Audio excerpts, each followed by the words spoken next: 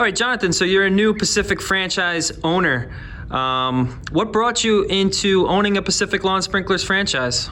To be honest, I just wanted to take the next step. I've been part of Pacific Inc. for 3 years now, and you guys taught me everything I needed to succeed, and I just wanted to take the next step. Cool.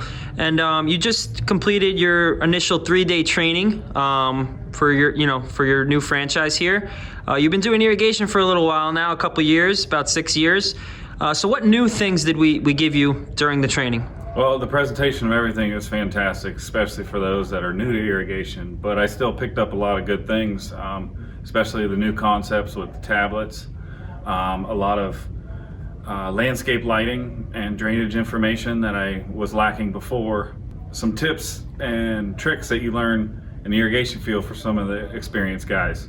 So what are your goals for the first year with Pacific? Where are you hoping to end up by owning a Pacific Lawn Sprinklers franchise in a couple years? Where do you think you'll be? In a couple years, hopefully I have a second truck on the road. After my first 2-3 years, I'd like to get another truck on the road.